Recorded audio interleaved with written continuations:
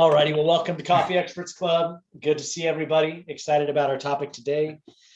Actually talking about some things I think that like we've been working on with Human Being Reno, which is cool, but also things that have just developed and continue to morph. And it's always cool when you see your tools like take a life of their own, and then it starts morphing into beyond, even like what you had dreamed it for, but then becomes applicable for other people. So I think that even though we're not talking expressly about Reno today, it's cool to see how things down in Reno have been shaping up in regards to the tools we're talking about today. So Drew Moody, with no further ado, the natural evolution of catching, balls out of left field, just to make sure everything's working properly when you roll out a new tool that's how you make sure they're working properly. That's it right there. You gotta have the, people just making sure that there's no holes in the boat. That's right. So today, I'm going to talk a little bit about the importance of creating a system for your managers to follow and to essentially create a common level of understanding between you and your young leaders of what they need to do and what you want them to do. So one of the documents that we've used in the past and for Reno has really made it their own personal. They've made it 100% better. I can't even lie. It's way better now than it was before. It's because Tasha makes everything better, bro. There's no way around it. Like Tasha gets involved and she makes everything better. It is We're talking about overthinking. Well, if I'm just taking first pass, I gotta have the overthinking and refinement and improvements, and it's called the Manager Accountability Checklist. And it started out with a really long name, but that's just what I decided to call it. It's still a pretty long name. What did we used to call it? Like the Regional Weekly Manager Accountability Checklist System or something? Something even worse, sounds like. Something that even had a long acronym. in naming these things, keep in mind that you're going to have to say it all the time. So Manager Accountability Checklist is enough of a lengthy term for me. So essentially what it is, I'm going to share my screen. Oh, I've got to give you powers. I don't have the powers. Sorry, dude. I've got the power. I like being in control. I'm a control freak. What can I say? I couldn't tell. Here we go. Okay, so the Manager Accountability Checklist. Hold on there. One word. Essentially what this is it's a list of everything that your managers are going to be in charge of and responsible for on a daily or weekly basis. And some of the benefits of having a tool like this is, first of all, responsibility and accountability. So having something that outlines exactly where and how your managers, where your managers are going and how they get there is incredibly beneficial, because it requires so much less oversight from you, and B, repetitive conversations to be had about what the duties are on a daily or weekly basis. So if you have your managers just out in the field, or a manager, and you know what success looks like to you, but you don't define it for the manager, how are they supposed to know if they're doing well, and how can they know? And if you do know what you expect and they don't know what to expect, then it's kind of like reaching around in the dark. And I remember having conversations with Ben. I think I mentioned it in the past, thinking like, I don't even know if I'm doing good managing the store. I do everything I can. I've cleaned the floors with a sponge, like the windows are spotless, the customers are in and out, but I don't know what metrics I have to track as a leader to give me any footing on success. And so this is one of the things that we created. And each of these is just specific to exactly what we needed at the time. From anything from basic, little things that the managers are going to be responsible for, to the big important things like ordering product. And everything is listed out here. So one of the things that we like to check were tally and deposits, which is important, of course, because you want to make sure your money is matching up with what the system says and what's actually in the envelope or your bank bag. And I can't tell you how important it is to face your bills. I'm just going to side note this. Face your bills. If you have managers teach their kiddos to face the bills, it'll make their lives easier. Have a bunch of happy managers. So tallies and deposits, keeping track of your money. That's just an obvious thing that is very important. Bank runs, same thing. So If you don't have a courier, which is something that we faced because of COVID-19, we didn't have a courier coming to the stands. So how is your money getting to the bank, and who's doing that? Who's in charge of it? Yep. Updates, if your people are sending updates, and how they're sending updates, what they're sending. Did they write their update on their, Monday, Wednesday, Friday by the end of the day? Did the baristas reach out and write their updates? Did their closers write updates? Monthly meetings, whether or not you have monthly meetings with your managers, or you have your managers have monthly meetings with their teams. Scheduling, just the parameters around when you want the schedules to be out and how you want them to be. Recruit, interview, and hire. So something that we, of course, in this industry, turnover is a struggle. And what you really want to have is at least, a couple backstock employees that you have.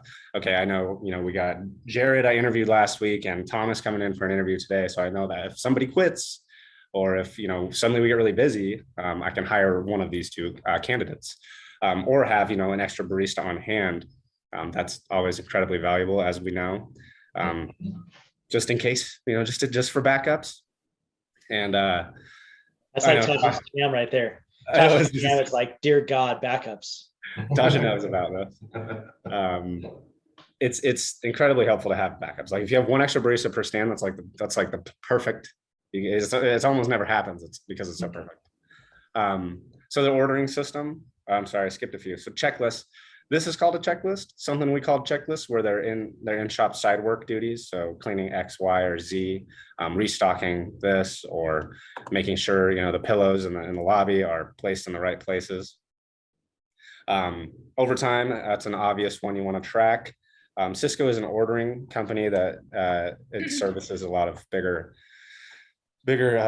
chains and bigger names in the industry. It's food service. Not to give Cisco a shout out, or I'm not wearing a little button on my shirt, but shout out to Cisco, I guess. Their supply orders, their manager checklist. So this is also something specific. It's the more systems, the better. I mean, you know what I'm saying. If you have managers using a checklist to make sure that they get their checklists done, it's day-to-day stuff, and these are obviously higher level items. Rockstar and Pepsi, I promise I'm not getting paid by these companies, but they're on here. So whether or not you order, whether or not you have an in-house energy drink that you've created yourself, your own proprietary blend. And if you haven't, I know a guy. I know a couple guys. Shameless plug. We're talking about it in a couple of weeks. I know a couple guys that could hook you up. And then, of course, important is reviews. We've talked about this in the past on what that looks like. The manager's schedule is something, obviously, if you're small, if you got one store, obviously some of these things are a little bit less important. But what I found was it's nice to have managers working a specific set schedule for the manager, just for their mental schedule in their own heads, for the baristas to know who and when they're going to have their leader in the stand. And then for customers, your customers that come in Monday through Friday, that's the person that you want building those important relationships. Of course, your manager in-house should probably reliably be one of the best talkers and one of the best relationship builders. Labor rates to hours, and labor rates is something we've covered labor rates loosely in this, the magic number and so on. Of course, depending on the level of your ticket, your ticket items, that is going to vary. Schedule to match volume, these go hand in hand, these two right here. Car times, now this is one we covered last week. Yeah. Very important. You can't, there's not a lot of things that you have direct control over customer experience, as far as you have your quality, and then you have your speed, and then you have your customer service. So car time is very important. Just as a general whole of the stand, how are the car times looking? Lack of urgency. Now this is more barista specific. So when you're watching the cameras, when you go in there, who are the baristas that have time to clean? If they're just leaning around. Store presentation. So how does it look from guest view, patio view, curb appeal? Is your store open on time? That's a good one too. We got to have those stores open on time. There's a few different times where I'd get a phone call and be like, hey, the store down the street's not open. There's a few different times where I was like, oh, I didn't open the store down the street. Crap. Yeah. I look at the schedule. Who's supposed to be there? And it's Ben. Yes.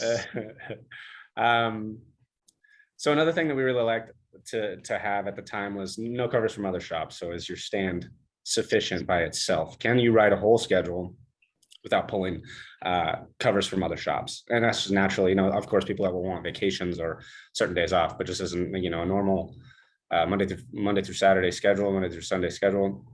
Can they build it? Call-ins and switches. It can get loose if you don't have a policy around call-ins and switches. If you have, okay, this many per barista or per store per month, it's like a stopgap on suddenly you have no baristas to work because everybody called in, or suddenly you have all your baristas from one stand working at another stand. So just to have some sort of basis for those things. Ad signage, so things you're putting out the window or on the window as displays, or your POSs. Communication, and that's one that we've covered in the past, of your levels of communication, how people are communicating, they're using the right channels. Product knowledge, if you have if you're really into the side of coffee, or if you're really into the side of your steamed milk, or you're into the side of what kind of teas do we carry, these are things that you're going to want your baristas just to know. It's just random quizzes. And year-over-year sales.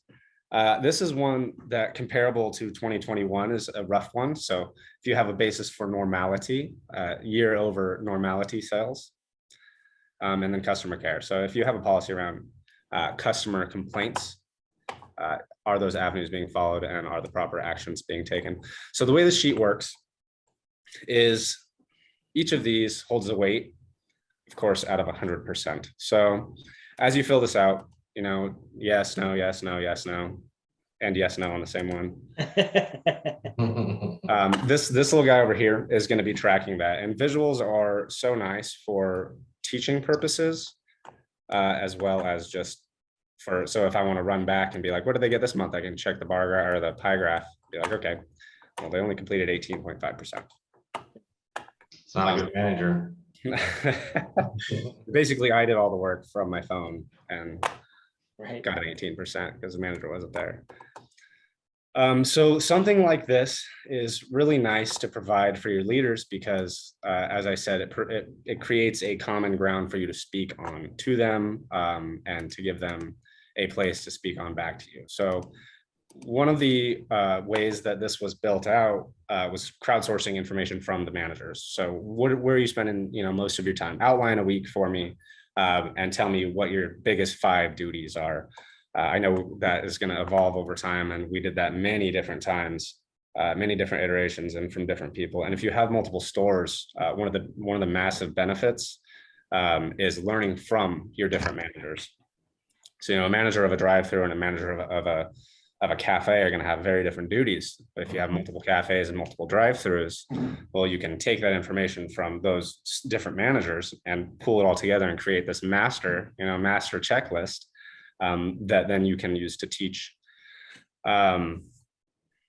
If you also, one of the reasons that it was nice to crowdsource from the managers is because you make them take time to think. Like, you do a job long enough and it becomes automatic responses. Yeah. It just becomes responding to what's happening around you. And if you give your managers the opportunity to think about what they do, it can create a habit of figuring out their problems themselves, which is one of the things that is really hard to teach young leaders sometimes, or to teach your regionals to allow to happen. Let these people solve their problems and let them learn how to solve their problems. So any way that you can make managers think about what they're doing is a good step to solving their problems on their own and less oversight by you.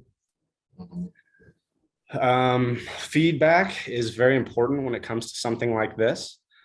If you have an avenue to present this to them or meet with them over this, or like I just kind of ran down this list real fast and explained what each one was. Telling managers what you expect from these tasks, because they can be interpreted in different ways, and then letting them know where they fell short if they did fall short on any of them.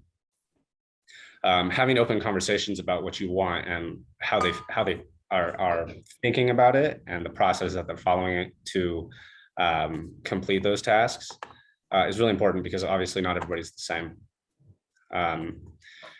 And the grading system is obviously kind of simple, based off of a 100% grading scale.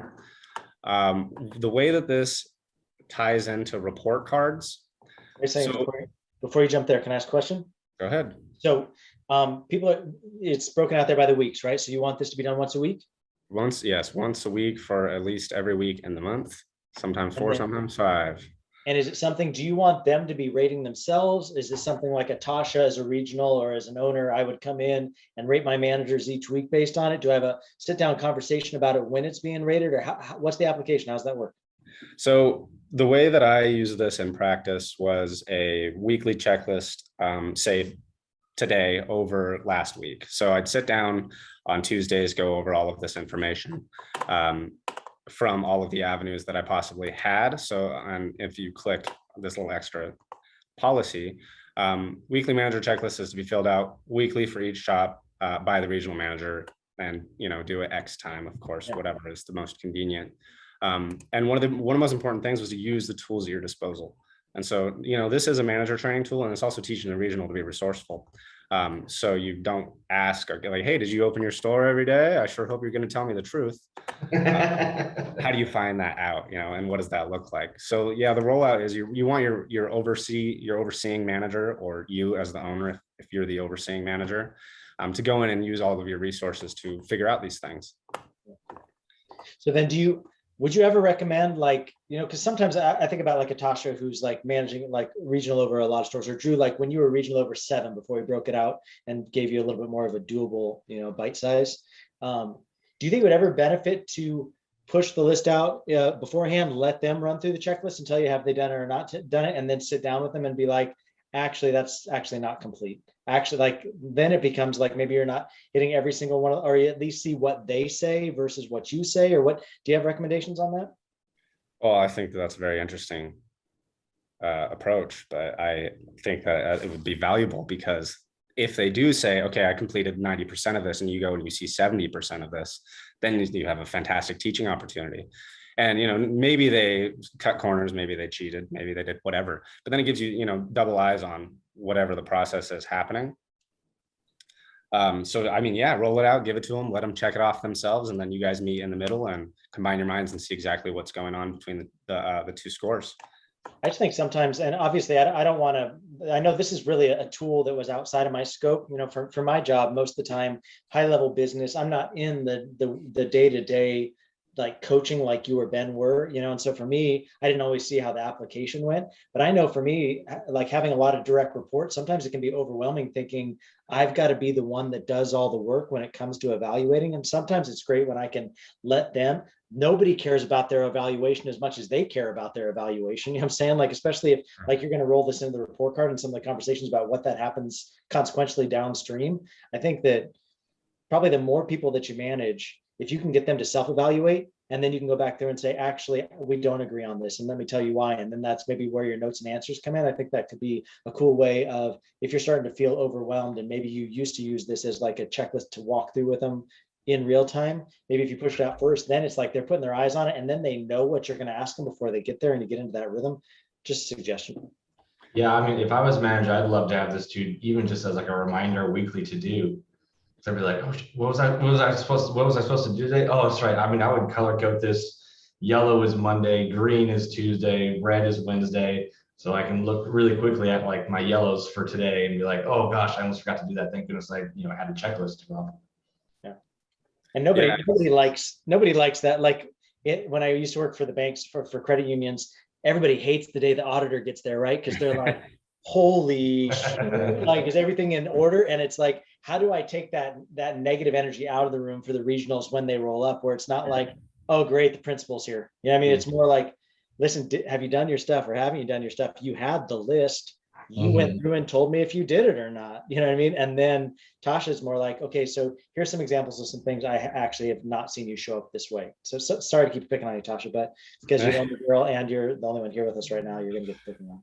Tasha, do you have thoughts on that? What are your thoughts on that approach?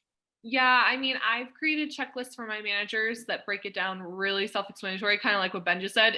It's Monday, you need to do this, and Tuesday, you need to do this. And I mean, I don't feel it overwhelming or draining. I think it's a good time for me to get in the stand and get my eyes physically on there. To me, it sounds like more work to have them do it and then me have to double check that their end is actually being done. I just rather go in. Are you doing your job? Or are you not? I've given you all the tools and knowledge. And we've been doing this now. This is our second month and they know what I'm going to come in and check for. They typically know what days I come in. I try to do it sporadically. So it's not like 2:00 Tuesday, Tasha's going to be here. Yeah, but I feel like it's worked out well and it holds them accountable. And I know that fear of somebody coming in, but also just do your job. I've given you all the tools. So I feel like I'm kind of against you on this, and not in a negative way, but it's working well and I'm holding you accountable. I would, I don't know if you've seen Tasha's muscles. I would never fight her.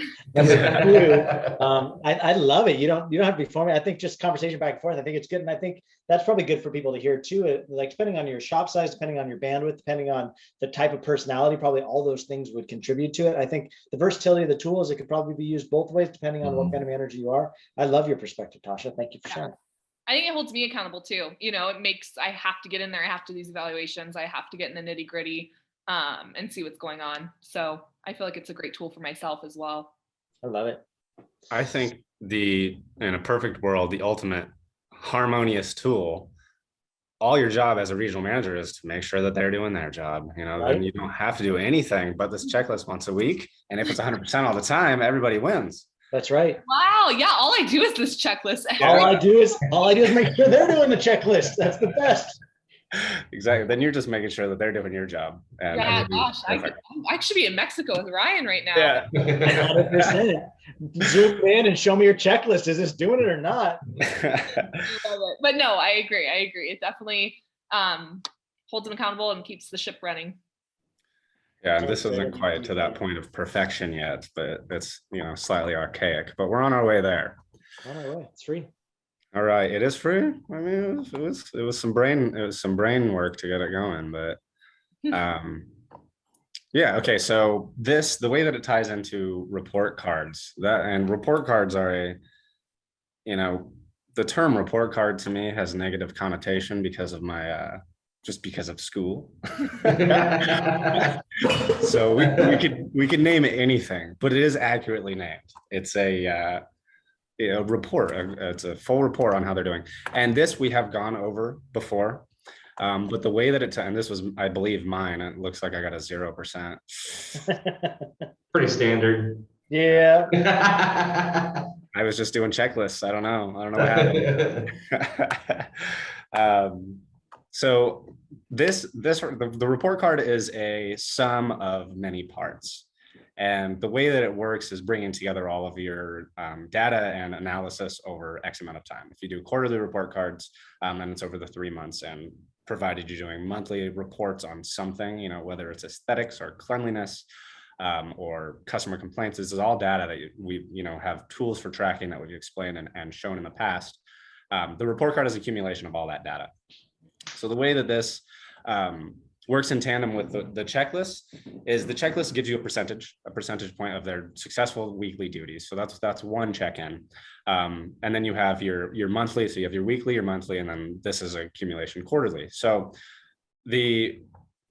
essentially a weekly check-in provides information to the manager in real time on how they're doing. So if I'm a manager and I'm working, like I said, just my repetitive action all the time, I wake up at 3:30 in the morning and I open my store and I'm off by noon, and then 1 o'clock I need a nap. That's my full day. And then after that, I would do whatever, go for a walk and hang out with my dog. You do that long enough without any real guiding parameters, and you start to lose sight of, well, how am I doing? How am I doing here, and how am I doing there?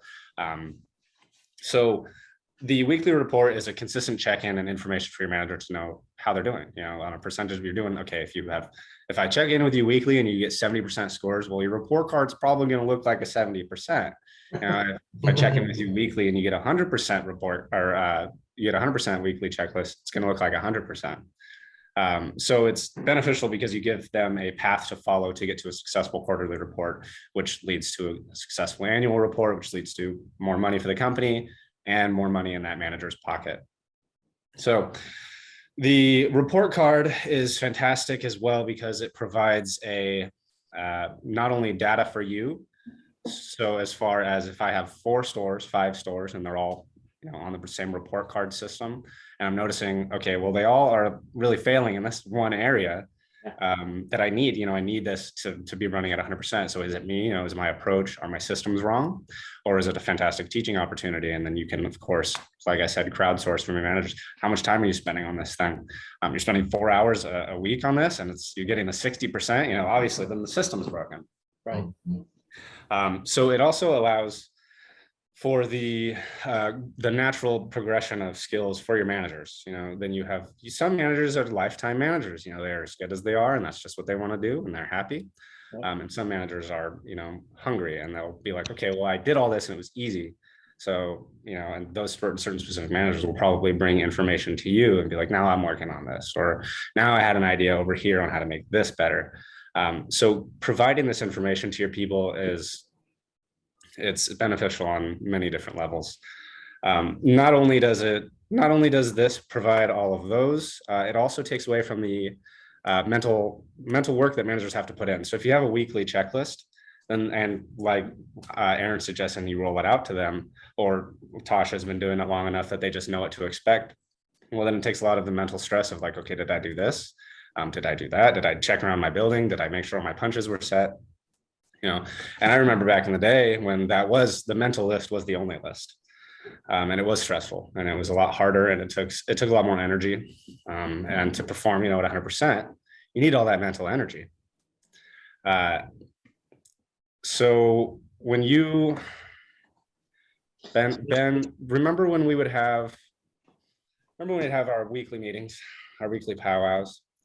And it was like an hour after we got off our shift, and we all ate, and then we all got real sleepy. So the goal of something like this then is to take away all of that extra time and work, so that those meetings can be short, condensed in the right time of the week, so you don't have to bring all your managers to sleepy time. So all of these things work together, and so this works in tandem with the weekly reports. The weekly reports work in tandem with the sales and reach, and all of that is accumulated to the report cards, and the report cards work also with the incentive matrix. The incentive matrix is and we've talked about the incentive matrix in the past, yeah. So a couple times. Hey, before you jump to incentive matrix, can I ask something here? So obviously scores that are coming off the checklist is documented someplace on the report card. Is that essentially what the roll up is of the report card? Yeah, it is one of the categories that you are adding to the whole. Now you can obviously customize it any sort of way you want, but yeah, it's one of the major categories that tells the manager how they're doing. Yeah, and I think too, obviously, something that to be said here, because I think that it's something that a lot of times Ben and I worked really, really, really hard at this at our last iteration for where this was all born out of, to make sure the things that you're asking, don't make them subjective, right? Like don't make them dependent on somebody's opinion on, is this true or is this not true? It's like, is it true or is it not? Like, it's not like, because sometimes you can have people that come in that are rating that it's like the way they rated it, that it games the system. Like this is a good manager, they're performing well, but maybe there's a personality conflict between the supervisor and the person they're leading, and you've got to take emotion out of the room. Like it can't be subjective. This is an objective score. Of the reason you go to metrics is to get away from subjectivity, where it's like, I just don't like that person, and it's like, well, what don't you like about them? Well, when you really boil it down to it, is they're too much alike, and so they have conflict, right? So, but that shouldn't be the question on, is this person continuing to be promoted, or is this person continuing to make higher raises, or is this person continuing to get good grades? It's, are they good at their job or are they not? Like, are they doing what they're supposed to do or are they not? That's the metric decision. Now, obviously, if there's disrespect happening, obviously, if like somebody can't, they have to understand the hierarchy of the framework of a business, right? Like the owner is the owner is the owner, right? So if you don't like them as the owner, you can leave, or you can toe the line. Those are like the choices, right? But I think as owners, or even as leaders representing owners, as much as you can take opinion out of the room, like this isn't an opinion question. Like, are you cleaning the restrooms or are you not? Like, are you, being faithful with your tallies or are you not? Like, are you opening on time or are you not? Is there a sense of urgency in your stores or is there not? Like, all of those are very objective, black or white decision makings. And that's what should be contributing towards metric scores, from my opinion. Ben, I know you and I had a lot of passionate conversations about this. I don't know if you want to throw in your 2 cents there as well. Yeah, I mean, the easiest way to piss off your employees is to implement a tool like this that says, here is the power in your hands to earn raises, and then to be completely subjective on how you grade that. Like, by implementing this, I'm saying, look, here's how you can earn raises. Power is completely in your hands. But when I grade you, depending on the day of the week, I may or not, grade you up or down. It just depends. Maybe I didn't like your shirt today. Like, that's the quickest way to get all of your managers to go, screw you, buddy, I'm out of here. That's right. Like, you tell me I can amount raise, but then because you didn't like the way I look today, you're going to grade me down because of some subjective reason. It's a horrible way to implement this tool with your managers. You want to give this to them and give them confidence, and it's telling them, look, if you get 80% or higher on this, you will get a raise. Not like I know I tell you that now, but actually next month I don't like the way you look, so it's an 81% now. Like, by keep making it black and white, you give your employees confidence, you instill confidence in the future in them, and you're telling them that, hey, if you perform well, you can expect to earn well, and that just helps company morale. The minute you shift that, people go, hold on, wait a minute, can I trust you now? Can I trust what's going to be told to me in the future? And that just starts, your company down a path you don't want to take. I will say this too, like, and not to pick on genders, not to pick on like anybody in particular, but I've seen this now a couple different iterations happen where female owners have a strong personality and they can clash with female leaders of stores because they have that same personality. And then it turns into this like dynamic of like some sort of like dominance issue or weird, like, and I'm sure it happens with men too, but I've just seen it. A lot of coffee stores, a lot of coffee chains are filled with ladies, right? Like there are a lot of female baristas that are out there. And if like, I would just say, have a spot on your report card that deals with attitude. That's great. Grade them down for attitude if that's what you feel like, but don't let attitude reflect on your tally section or your over under or your tips, or if they're being clean. Like there's a spot for that. Like, so speak to that and coach your people on that if you feel like there's an attitude issue. But on the flip side, don't let attitude dominate every single thing. Are they doing well on every other side? Great, praise them for the things they're doing well on, and then address the attitude issue. I don't know, I just want to make sure I speak to that here because I think that telling a story by numbers helps everybody. It helps me, it helps them, and it helps me to know who's ascending within the company. So just trying to keep the subjectivity out if you can. Yeah, on the flip side, even too, like having this, if you have multiple locations, that's a real quick, easy way to figure out, if my boss is showing favors because he really likes it. Like we all know, like Johnny, who's managing the Pasco shop, is a crap manager, but he kisses up to the boss more than anybody else. So the boss is always giving him, like, that's a real good indicator to the rest of your team. They're like, look, it's all black and white. I don't care what you do. It has a number assigned to it, and that number is going to either go up or down. I'm not having an attitude with any of my managers, and I'm not showing a favoritism to my managers. It's just black and white. Yeah, the more black and white, I love it, especially when it gets down to like the nitty gritty on whether it was done or whether it wasn't. If somebody gives me an excuse, it's kind of like, I don't get to put, well, that's what happened. It's yes or no, so I love the evaluation for that point of perspective. It makes it really clear, and you can see that kind of roll into this.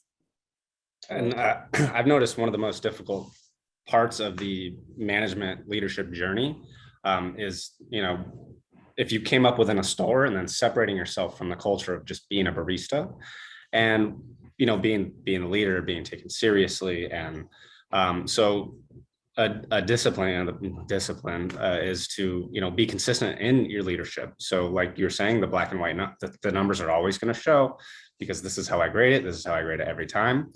And so it trickles down to your managers. If they see you doing that all of the time, well, then they learn, it's not personal. Like my regional is doing their job. And then once that clicks within the manager's head, well, then my job is not personal. I am myself. I get to have fun. I get to do this and that. But in my leadership, I can be, totally objective. And the more that you develop that culture, the more it trickles down as a respect thing for what you do, at least from what I've seen. I love that. When you're teaching these young kids to, when you're teaching managers to respect their trade, Once they get it, then they're, consistently disciplined in their daily, weekly duties, or Right. disciplining their people for the same thing, or disciplining, multiple people for the same issue, rather than just, this person got a complaint, and so I talked to them. This other person got a complaint. I like them, so I'm not going to talk to them. Yeah. Just stuff like that. It falls through the cracks if your people aren't consistently disciplining. Disciplining.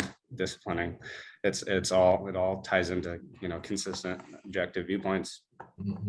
Love it. Aaron, back to the incentive matrix. I was going to pass it off to you here.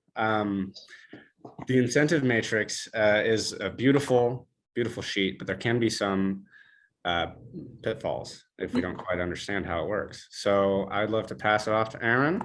Yeah. And Drew, do you have, sorry that I'm not better prepared for this. Do you have an incentive matrix tool that we use that you have up as a template? And if not, I can look up mine. Let me see. Because I've got, no, let me use this. I've actually got a good example. I've got it right here. Okay. I apologize. I thought you were going to show this. I didn't want to steal your thunder, right? So I wasn't going to take the incentive matrix off your plate, but now that I see that I can steal your thunder and take the incentive matrix off your plate, I'm going to do it. I got thunder to spare, man. I got thunder to spare. I love it. That's a good one. That is. By the way, I mean, not that I'm here to promote Marvel, but Love and Thunder's looking pretty amazing. Thor coming out this summer. Is that a movie? Oh, come on, you stop it. Wait, you guys No, just I haven't watched any of them. you guys just rude human beings, and we're not going to talk anymore about that. Bumper and Sons is on the soundtrack, I heard. Oh, dang it. If they could be in the movie, that'd be amazing. All right, so don't derail me. Okay, so here's the so we've talked about this before on previous shows. And the way Drew's teeing this up is obviously all of these things lead into how am I compensating my people, right? Like, so for checklists going to roll into a report card, that's going to directly affect how my people are going to get raises. On the flip side, with incentive matrix, what we're trying to create is a rev share model here, where I'm going to allow people in my business to participate in the profit-making engine that they're running every single day. And the way I'm going to do that is in a controlled environment, right? Like, they're not owners, right? So it's not like they've bought in and they're therefore deserve a bigger piece of the pie, but because I want to retain them and keep them for longer, I'm going to give them a cut. Like, everybody likes that, right? Yeah, you're paying me an hourly wage. Sure, tips are great within coffee, but when you start giving me some sort of rev share, that makes me feel like I'm part of something bigger, and I'm less likely to go someplace that's not going to include me that way, And so that's the whole point behind the incentive master or the incentive matrix. And we've gone over this in past shows. I'm not going to go over it in detail here, but essentially you're looking at your total income, right? Your total income held over your cost of goods, right? And then from there, there's your gross profit, and then held over very select expenses, and that is what they can control. You know what I mean? So really, one of the only things that's in direct control for a manager is labor, right? They can control their COGS, their cost of goods, which is above the fold, right? You make this much money. How did you make it with these costs of goods? So you're going to hold that above the fold of gross profit. And then south of the fold is your expense line items. And within that, there's a lot of different line items underneath expenses, but really they can't control rent. They can't control how much the gardener costs. They can't control, maybe they can control some utilities, but really not a lot. There isn't a lot of movement in that, right? But what they can directly control is wages. So we're going to factor in how much wages cost here, and that's going to create an efficiency net, is what Ben and I came to term, that whole idea of this isn't the net of the business. This is an efficiency net. And it's really good to hold that number in your head, because from that, we created this line item that's called a rev share baseline. The reason we created a rev share baseline is because this isn't a true net, right? This is gross numbers held against a couple of line items in your expenses, and it's going to give you an efficiency net, which is a wholly fictional number that we've come up with. That's not an accounting term. That's just a fictional number of, we want you to be efficient in the way you're ordering your cost of goods, in the way you're managing your labor.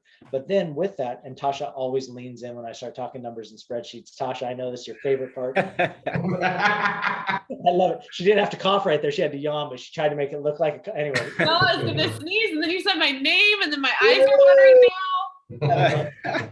So anyway, efficiency net's a wholly fictional number that you want to control with a rev share baseline. So for Wes at the time, the owner of Roasters, where this is taken from, he was comfortable with giving up a 5% of the efficiency to become the pool of money that then could be spread between everybody below that, right? So this is the pool of money spread at 2% of the 5% is what's going to generate each one of these. So we're not talking about big pieces of money. We're just talking about a little extra, something that's going to make you feel good about working for some place's ownership. Now, the control number here of 5% is up to each business. But there are a couple of factors I think you really want to look at when you're considering what this control number is. And I know we're nerding out a little bit on the numbers, but I feel like it's really important to understand that this efficiency net is not the net that you're looking at on your P&L. So I'm going to show you the evolution of how we get to the incentive matrix, just to make sure you're understanding kind of the whole workflow of how it works. So every business starts with a profit and loss statement, right? So this document, the incentive matrix, actually looks a lot like the profit and loss, and that's because that's where it started from. But on a traditional profit and loss, you have columns that don't make sense, right? So like some of these this was the aesthetic department. This is the administration. This is a store we hadn't even started yet, but we were starting to collect expenses on. We wanted to make documented on the profit and loss. Well, you don't want all of those things on a sheet like incentive matrix. Like, it doesn't make any sense. They don't need to see all the business inner workings. And a lot of times business owners don't like you seeing the entire profit and loss because they feel like, well, there's some secret in the sauce, right? Like there's some numbers that they don't want you to be aware of. And sometimes, a lot of times, it's things that they are uncomfortable sharing with people, like travel expense. Like, what are they tucking into the business that's having a direct impact on what your net ordinary income is, or the final net other income, or net income down at the bottom line. So there are a lot of different line items. We talked about it: rent, repairs and maintenance, internet, right? Maybe it's your uniforms that you're pulling into there. There's some depreciation if you're depreciating off some of the building stuff. There's a lot. I mean, look at all these line items under the expense, right? All of these line items and sub-line items, right, of the expense column. Remember, the only thing that is showing up on our incentive matrix is right here. So we're talking about 3 in a list of 20 something that all have direct dollars and cents tied to them. So the evolution goes your profit loss. And then I created something that I called the efficiency report, which was, I stripped out all of those columns that were, remember, admin was here, the stores that we hadn't opened yet here. So the efficiency report is all of the stores only. Like, let's just look at what stores are doing. Like, let's pull out of their training, let's pull out of their delivery. There were different line items there before. And then, but this is still the full P&L, because this is where I began to coach people. This is too high for the second month in a row. I would do it on the efficiency report. And then I would take this and I would cut out all the line items that didn't make sense all the way up here to payroll, right? And then everything north of payroll, I'd cut all those things out. And that's what would evolve into the incentive matrix. So then our managers are only truly looking at what they made, what the cost of goods contribution was to it, because they can control, are they over ordering, right? Here's, another conversation between me and the bookkeeper and the regional, and some coaching based on that. And then from there, it shakes down to this number. So I think that just the awareness of this number here is a number that's wholly fiction, taking all of your gross, cutting out COGS and payroll. And then this is your control to make sure you're not giving away too much of the farm. Because the danger can be is that on the P&L, what's not represented on the incentive matrix are these things that have big price tags. Look, so here, like admin cost $100,000 this month. Now that's just one freaking month. One freaking month cost $100,000, not represented in any of the other store costs. The store P&Ls wouldn't ever even show the $100,000 that's represented here. And on top of that, as you slide over this way and start looking at profitability, like all those numbers are held against, like what is the net income, which is, and weirdly enough, oddly enough, oh no, that's because that goes there. This is the net income of the whole business, but there's going to be a lot of costs held against that. So this number here, you need to pool all of your stores together and all of their profitability to contribute to, are we going to be able to pay everything? So you don't want to give away too much of your profit, because then you could not be allocating other things that aren't represented on their profit and loss statements. And you want to be generous, but not so generous that you start breaking the company, Like you can't give away so much of your profit that you're not able to cover the expenses that weren't on their profit and loss from the limited visibility you gave them on their incentive matrix. So I think that, I know this is like a deep dive into accounting things that seem like, wow, Aaron, that was really the most boring thing you could have ever shown me. But I think that truly the main reason behind it is educating all of us that are leaders on what is an efficiency net, what is a good percentage that makes it fair, and then benefits our people, but doesn't break the bank. So Drew, does that cover it in a way that like helps you make sense? It was perfect. Any questions on any of that super knowledgeable and really exciting information? And one of the cool things about it that you can see down the sheet, I don't think you hit on there, is as you notice that as a barista, they made that 2% of the efficiency net. And as an assistant manager, they hit that 3%. And as a manager, they hit, so that percentage is growing. So this is another way, again, you've given your people their report cards and said, hey, here's how you can control your raises in the future. And then you can give them this and you can say, okay, here's how you can control your bonuses in the future. Do you want a larger bonus? Do you want the ability to earn a larger bonus? Do you want to, like down the next line out of the regional, do you want to be able to earn a bonus off of all of the stores in your region? It's again, just being transparent with your employees, which is, I will always advocate for, and being black and white at the same time, going, this is all the power that you have. And if you want to succeed, here's how you can do it. And here's what will happen as you succeed. Here's, your employee journey. If you stick with us as a company, that's why we call it too, the incentive matrix. We're incentivizing them to increase, to grow, to learn, to become better employees, to, grow into future positions and higher up positions, and ultimately better themselves and better the company at the same time, which makes it just a win-win. Yeah, I think, and just to that point, thanks, Ben, because that's a really good point. So you're watching the growth, right? 37, 55 for the assistants, 93 for the manager, 230. Now Stephen is part of the Collab team, and Stephen did better than the other two regionals in this iteration of the regional managers, because Stephen really managed his people well. He really was on top of his folks and how they were performing with their wages, how they were doing with their COGS, and his deal not only sweetened the region for the people in his region, it sweetened the deal for him, right?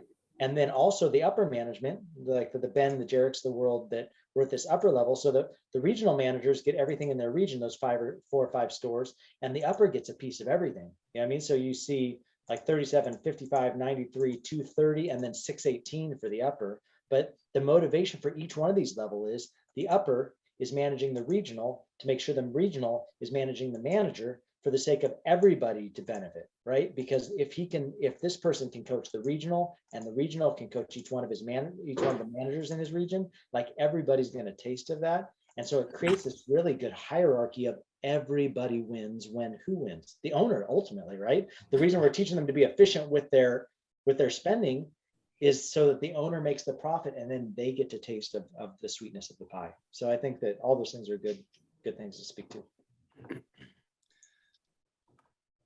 Yeah, it can't be stressed enough, I think, how important knowing exactly what your numbers look like, where the money's going, how your people are managing. Knowledge is power ultimately, and teaching people to use that knowledge is even better. So all these tools, they work in tandem, not only to not only give you, and you and your managers a common ground workspace, somewhere to meet them in the middle of, their day to day, what they do all the time, where their point of view is and where they spend their attention. And then where you and your team are, the bird's eye view. You can meet in the middle and have a good conversation about, with Ben, didn't know what it was like on the front lines after a few years. So having a common ground, coming together and being like, hey man, this is exactly what's happening. I appreciate all of this information, all these checklists, all these spreadsheets, everything. So let's make it cohesive with what's really happening. Sorry, I don't want to steal your thunder. Go ahead. 8 minutes left in the episode today. Are you going to share a dashboard, or can we talk about a dashboard? Because you made something pretty rad for Human Being Reno. You shouldn't share it because I don't want to see them like us showing their numbers off, but you created something pretty cool for dashboard visibility to be able to show all those sheets, right? Because ultimately, and it's going to be on the Slido, and we can look at some of the questions on the Slido, but I'm checking out what people are asking questions on right now. And it's like, how often are people seeing like the ability for increases in income. And I think that we had talked about that's evaluated at certain points in the year, whether it's quarterly or biannually or annually. But it, Human Being Reno had asked us to create for them a dashboard that I thought was pretty badass, where it rolled all the tools into one spot where Tasha can coach from. I don't know what your thoughts are on that. I had not intended. That's good. That's good. But I think that let's talk about the theory of that. The whole purpose was you created a dashboard where they can see, hey, this is how report cards are performing, and this is how incentive matrix is performing, and this is how sales and reach goal are performing, right? And then in one spot, Tasha can coach on that. Is that how it works? Yeah, so it is essentially really, we wanted to make it beautiful and colorful, and but the way it shake down, it was just easy to use, easy to teach, and those were the most valuable things. So you did have the separate categories that they were being graded on for weekly, monthly, and quarterly, and tied into that was the way that we based it was off of their percentage score of their weekly manager checklist was a determinator for how, their incentive that they're going to get. So how are you doing every week? You're doing a 70%, where you're not going to get anything but 70% of what your normal bonus would be off of the revenue sharing. So it does give, and tied into that is access. If we share it with the managers, they have access to all the documents, the sales and reach goals, the incentive matrix, the report cards, their weekly checklists. It's full transparency. So, if your managers have all that information, and Tasha is walking them through all of that information, how it's, why it's beneficial, how to use it. There is a little, section on the side saying, if you get 100%, this is what you get. If you get 80%, this is what you get, and so on and so forth. So they're also exposed to the tiers of their potential of, okay, if I do perform at 100%, oh my gosh, I could get X amount of dollars. If I really suck it up, I get $0. So Tasha has been on the other end of that rollout so far. How's it going? Yeah, it's going really well. I mean, the way we went about it was showing them that they could achieve more than they originally signed up for if they work really hard, and that it was going to be beneficial to them. But also, if you're not working hard, then we're not just going to give you money. So it was good. It was really great. They loved the tools. They really do like the evaluations. They like the accountability, and to kind of go off what we said, like they know what I'm coming in for. They know what they should be doing. They know when I come in, they're like, oh man, just mark it, not complete. So it's a good thing. And we've been doing it for a month now, and I feel like it's gotten better. We're in our second week of the second month, and finally everybody's above 80%, which is great. So yeah, it took some time. And I think that like we've talked about all the way through is your people don't know until the people don't know what they don't know. You know what I'm saying? So until you start showing them these metrics are important to us, how can you get angry with them? Like we talked about that a couple of weeks ago of, a lot of times owners, they're the ones putting out the money, right? And they're the ones that they're carrying the stress, right? Of if this thing succeeds or doesn't, ultimately they're the ones that are going to be on all these leases, having to pay these leases for the next 30 years, whether this business succeeds or not, so they feel that stress, but a lot of times they can take that stress out on their people because they just haven't put a light on, this is what's important to me. These metrics are important to me, and this is what you're going to live and die by. So let's put some light on, this is what's important to me, and this is how we metrically track that. And then throw your arms on, depending on what kind of leader you are. I mean, like you can get upset about stuff if you've given them something and given them a trackable way and they're not showing up well, that makes sense. But if you just roll in and you had a bad day, or you see the bathrooms were dirty when you rolled in, but like, have you been asking yourself, how are they serving coffee, and how many cups are they putting out their window, and like, how are they leading their people, and how are they doing all these other things? Well, then the bathrooms, yeah, that's an issue, but it's like this much of an issue, not this much of an issue. And then when you make it this much of an issue and you yell and scream and get crazy, the downside can be they can feel like, what the literal hell? Like I just did all of these radical things, and you're gonna get crazy about that. Like, and it can just make them feel like, forget it. Heck, I just don't want to live in that kind of an environment. And then you lose really good people because you're frustrated about something that's justifiable, but you haven't shown them what's important to you based upon metrics. So